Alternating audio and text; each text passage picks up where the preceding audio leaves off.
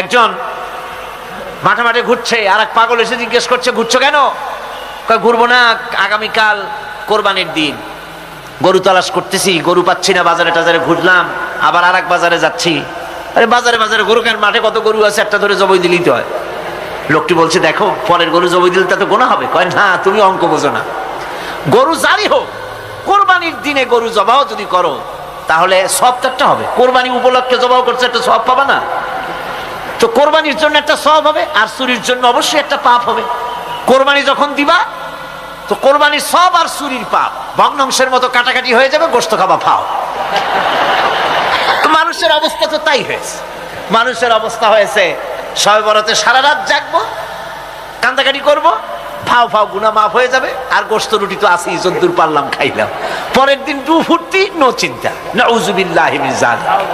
এই কান্দারও দাম নাই, আর এই ধরনের রাত জাগারও দাম নাই, এই ধরনের ইবাদত করেও দাম নাই। ইবাদতটা হচ্ছে জীবনের সব ক্ষেত্রে ইবাদত করতে হবে।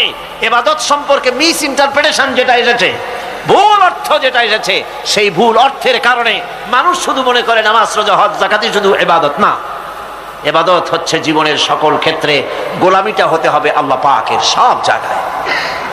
পার্লামেন্টে গোলামি হবে কার? কোর্ট কাছারিতে কার? অফিস আদালতে কার? স্কুলে কলেজে কার? খেতে খামারে কার? রান্নাঘরে, নিজের ঘরে, পরিবারে, সব জায়গায় আনুগত্য কার?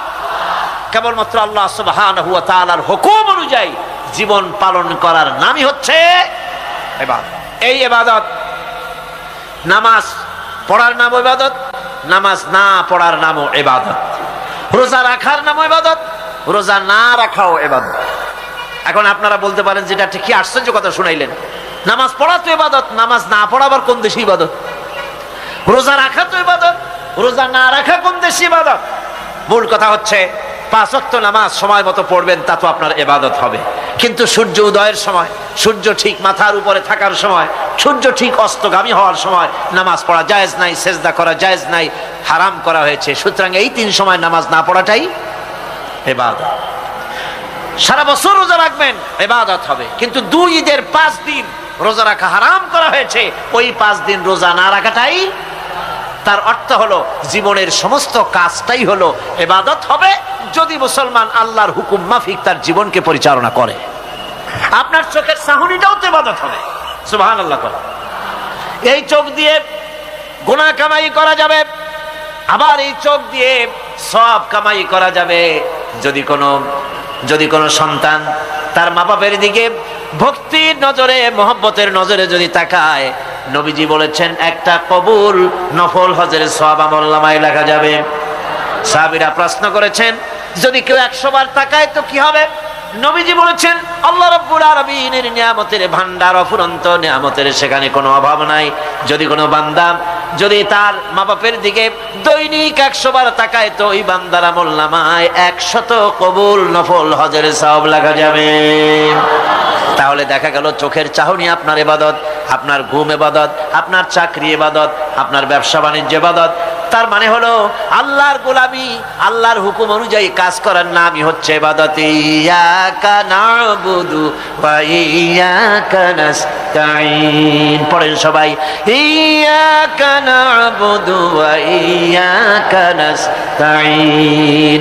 আল্লাহ তাআলা একমাত্র তোমার গোলামি করি, তোমারই আনুগত্য করি, তুমি ছাড়া কারো গোলামি করি না। নাবুদু এই শব্দ দিয়ে বোঝানো হচ্ছে কি? আল্লাহ পাক এই নামাজের ভিতরে যেমন তোমার হুকুম পালন করে নামাজ আদায় করছে, যেমন নামাজের ভিতরে কিছু খাওয়া যায় না, বাইরে খাওয়া জায়েজ ছিল, নামাজ পড়ছি বলে খানাটা আমার জন্য হারাম হয়ে গেছে। কথা বলা জায়েজ ছিল, নামাজের ভিতরে কথা বলা হারাম করে দিলাম। এদিক ওদিক তাকানো জায়েজ ছিল, নামাজের ভিতরে এদিক ওদিক তাকানো বন্ধ করে দিলাম।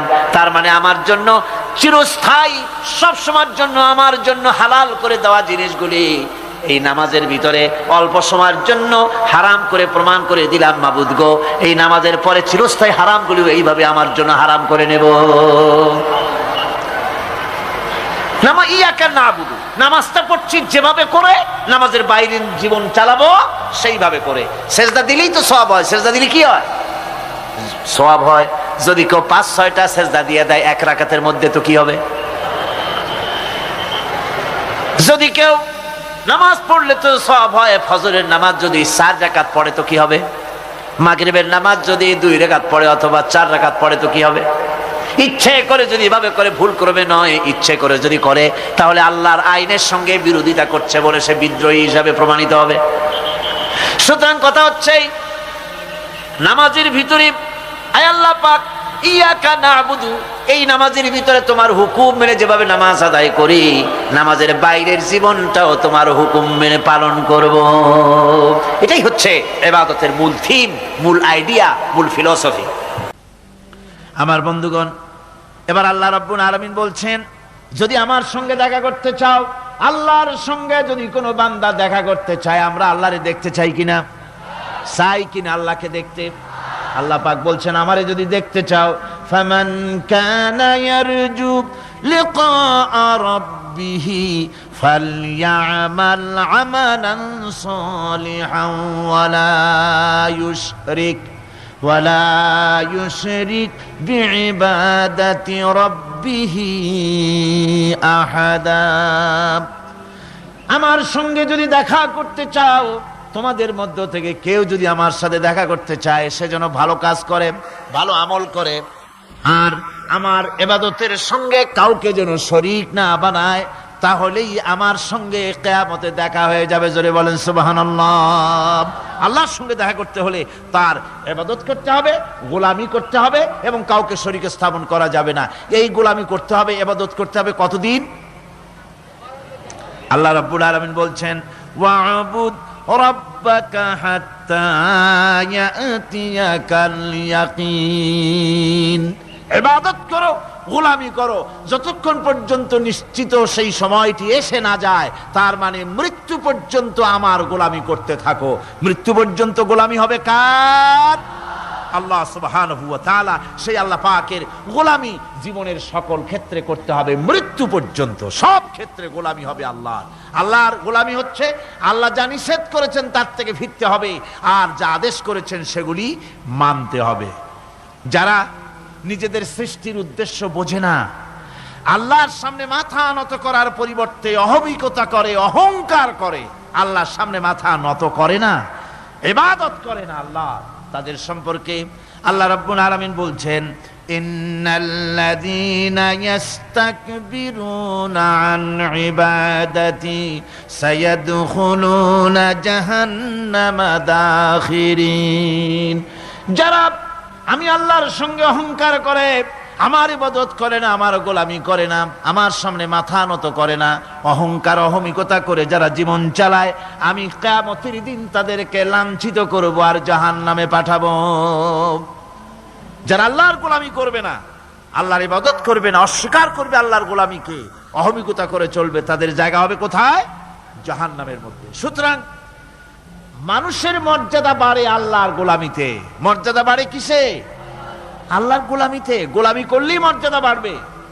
এই জন্য আল্লাহ পাক কোরআনের মধ্যে, কোরআনে কারীমের মধ্যে সবচেয়ে মাহবুব, আল্লাহ পাকের মাহবুব বান্দাদের কথা যখন বলেছেন, তখন নাম নেন নাই, আব্দুন শব্দ ব্যবহার করেছেন, গোলাম বলেছেন, বান্দা বলেছেন। আমার বান্দা। বান্দা হচ্ছে মানুষের জন্য সবচাইতে বড় ডিগ্রি আল্লাহর পক্ষ থেকে। আলিম, উলামা, পীর, বুজুর্গ, সাহাবী, পেগম্বর, নবী, রসুল, সবচাইতে বড় খিতাব হচ্ছে আব্দ। আল্লাহর গোলাম হওয়া, আল্লাহর প্রিয় ডাক হচ্ছে আব্দ। মানুষকে আল্লাহ যাকে সবচাইতে বেশি ভালোবাসেন, যাদেরকে বেশি ভালোবাসেন, তাদেরকে আব্দ বলেছেন। কি বলেছেন বলুন? আব্দ, বান্দা। আল্লাহ পাক এই পৃথিবীতে সবচাইতে বেশি ভালোবেসেছেন কাকে? মুহাম্মদুর রাসূলুল্লাহ সাল্লাল্লাহু আলাইহি ওয়াসাল্লামকে। তাকে